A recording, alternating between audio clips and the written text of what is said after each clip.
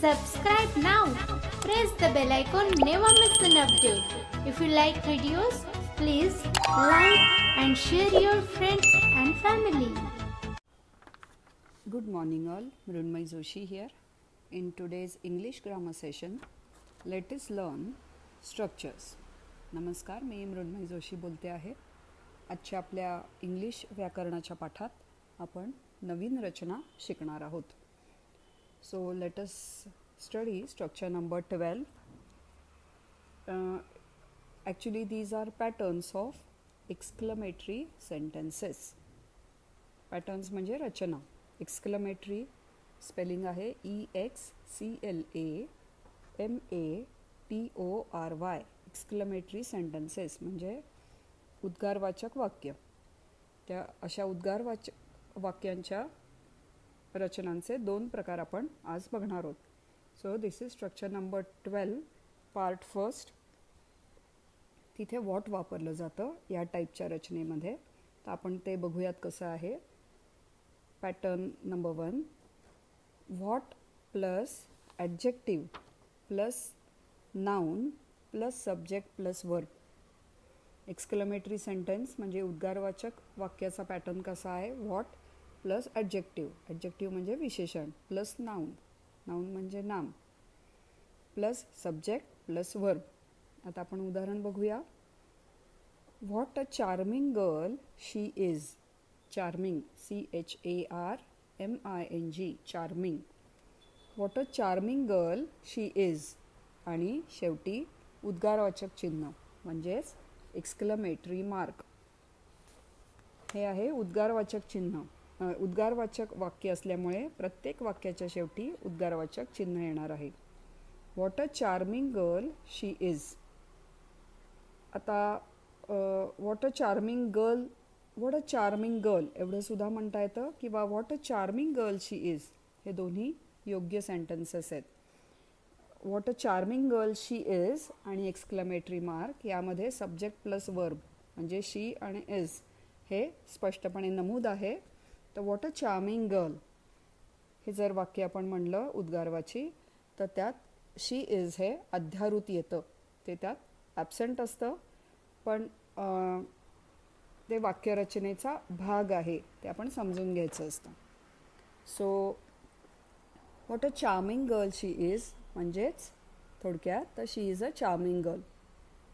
What a charming girl she is चं रूपांतर होतं ती किती मोहक मुलगी आहे आणि उद्गारवाचक चिन्ह. तर हा पॅटर्न कुठला झाला. व्हॉट प्लस ॲडजेक्टिव्ह कुठला आहे तर चार्मिंग. चार्मिंग म्हणजे मोहक. नाउन कुठला आहे गर्ल आणि शी इज हे सब्जेक्ट प्लस वर्ब झालं. आता सेकंड एक्झाम्पल आपण बघूया. What a lovely garden it is. किती सुंदर बाग आहे आणि एक्सक्लेमेटरी सेंटेन्स.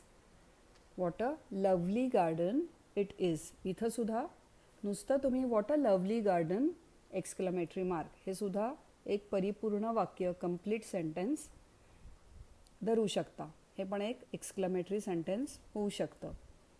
इट इज तुम्ही नाही त्याचा उच्चार केलात किंवा नाही मेन्शन केलं तरी चालू शकेल, ते काही काही वेळेस अध्यारूप ठेवता येतं. So what a lovely garden म्हणजे किती सुंदर बाग आहे.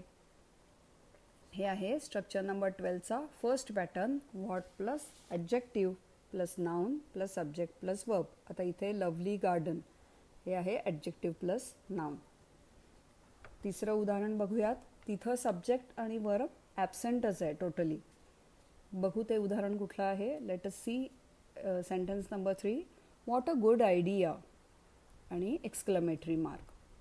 आता good idea is adjective plus noun आणि एक्सक्लेमेटरी मार्क. सेंटेन्स संपला.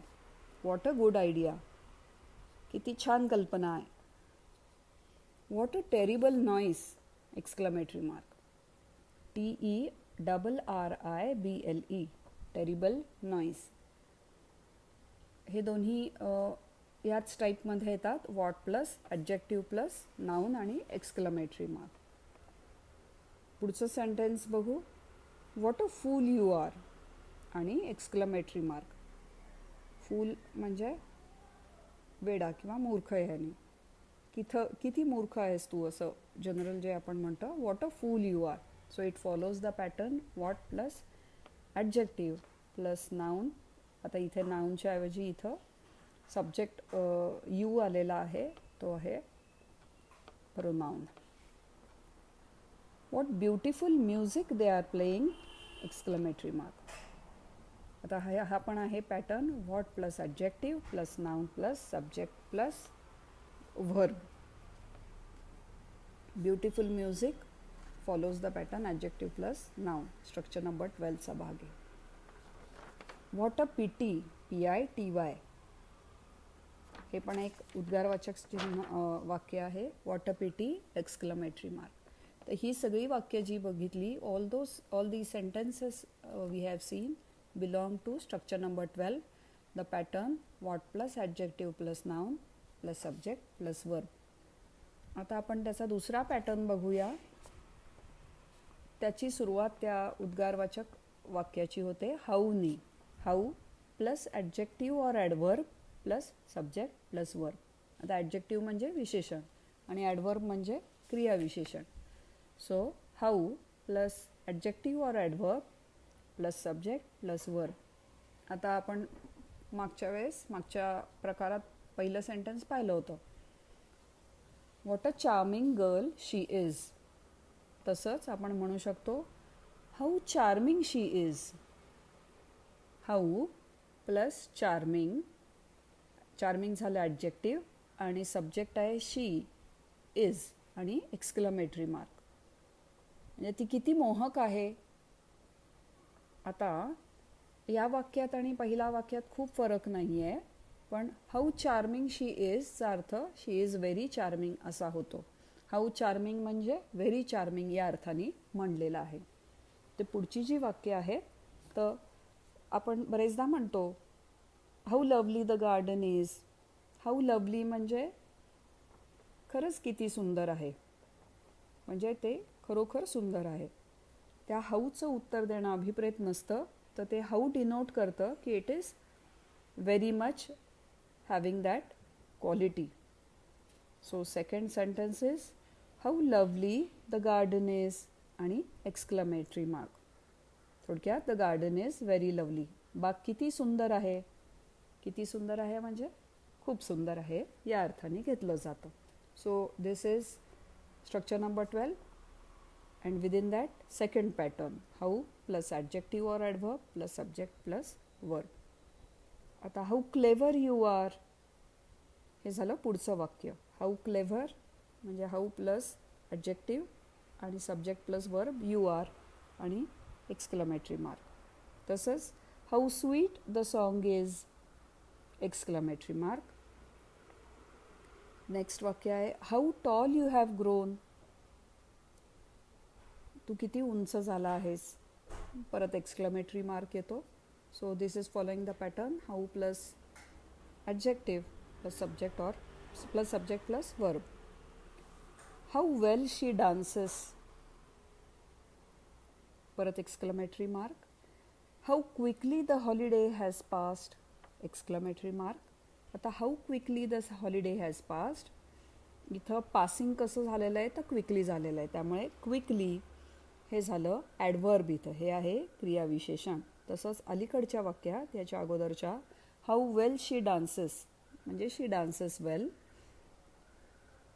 तर अर्थात वेल इथं विशेषण या अर्थाने आलं, पण how quickly the holiday has पास्टमध्ये क्विकली हे आहे ॲडवर्ब. तर हा पॅटर्न होता स्ट्रक्चर नंबर 12 मधला second pattern how plus adjective or adverb plus subject plus verb. So today we learned 2 new patterns of exclamatory sentences. They are easy to understand and learn. So make use of these exclamatory sentences in your day-to-day life. That is all for today. Thank you. Dhanyavad.